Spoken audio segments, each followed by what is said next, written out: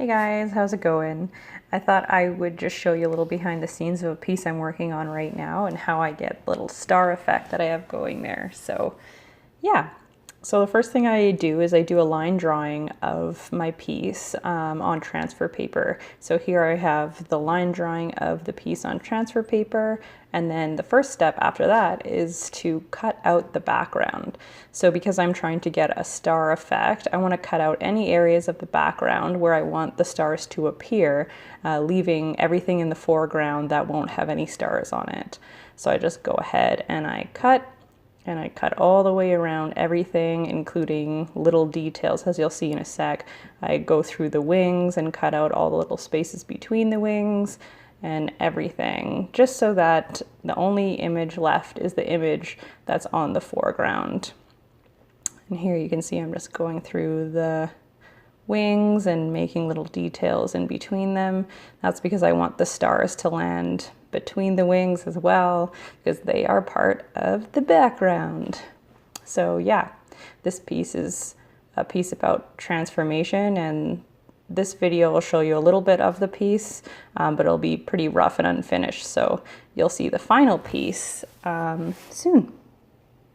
So the next part is that I get a little glass jar and I fill it with some water, and then I grab some white acrylic paint and I pour it into the jar, and then I use an old toothbrush, so any old toothbrush will do, obviously one that you're not going to use again, and I mix the two together. I kind of want to create a watery consistency with the paint, but still keep some of the pigment of the paint, so it can't be too watery because it'll be translucent. You want to keep the opacity, but it also can't be too thick because it won't spray.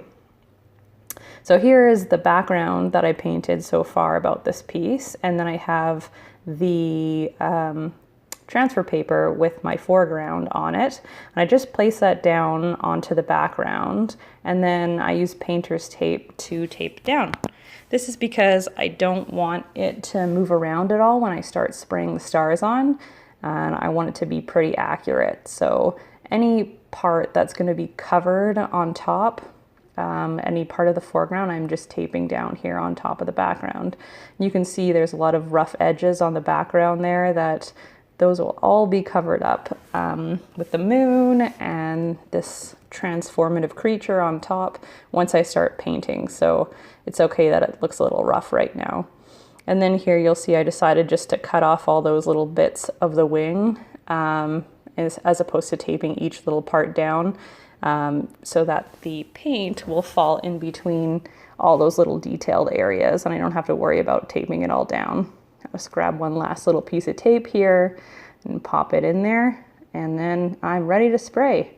So next, I always like to protect my hands just from any type of chemicals, and paints can be a little harsh. So put a little glove on there, and then I just use my thumb to go ahead and spread the paint here.